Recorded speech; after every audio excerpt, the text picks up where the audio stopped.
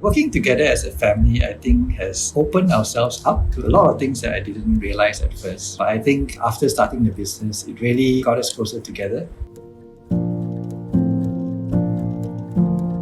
So when the pandemic came around, the family itself, me and my wife, sort of took a hit in terms of getting salary cuts, and my wife actually got retrenched later on as well. So definitely we were impacted in terms of income for the family. Further to that, we actually had a baby boy expected in October of last year. So I think how it all started is because when I started going on the keto diet more seriously, and about 3 years ago, we started looking around, right, where we could actually get keto meals. And there was this Facebook group that we came across. It's called LCHF, Low Carb, High Fat. And we started buying some food from that Facebook group itself. I'm a housewife, right? So I'm always in the kitchen cooking. And when my son started on keto diet, I make keto-friendly recipes. Yeah, my mom is very good at making sure that the family stays healthy.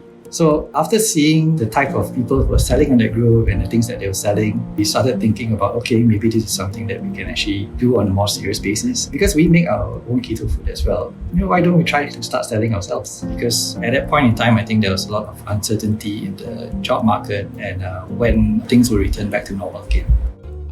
So Mollys Keto Kitchen to us is all about helping people to eat everything they love. Because usually when you're on a keto or low carb diet, you can't eat the things that you love to eat. So where we come in is we try to help people to enjoy the food they love, right? But without the guilt.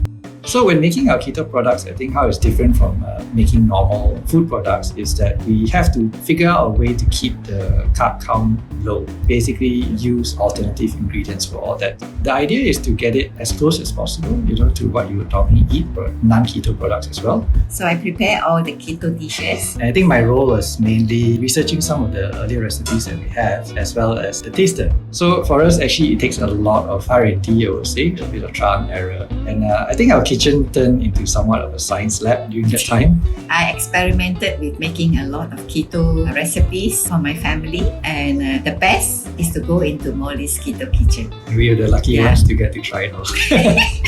During our trial and error process, the ingredients are firstly not easy to find, it's not cheap. And we just threw everything into the bread mix. When it first came out, it was like hard like a rock.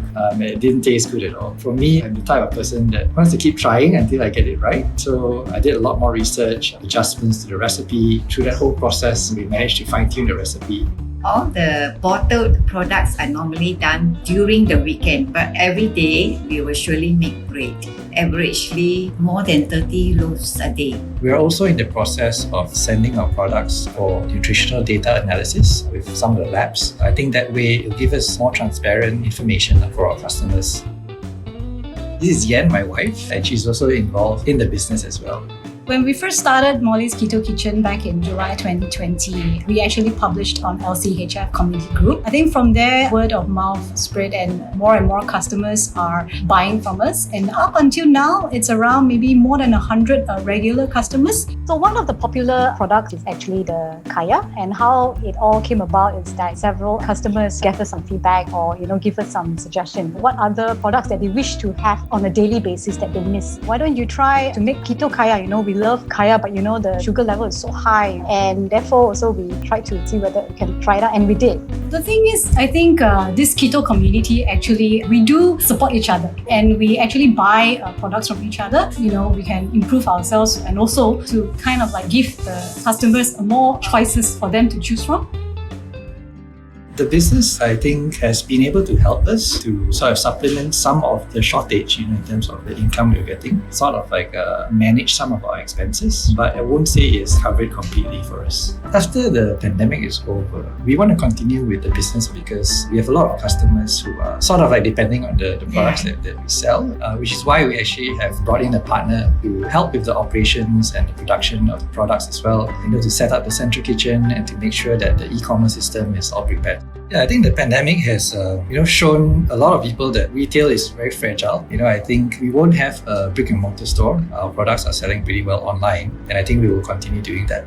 Because of Mollys Keto Kitchen, I've come to know many people, hundreds of people. So what they are ordering from me is they are now my extended family like that.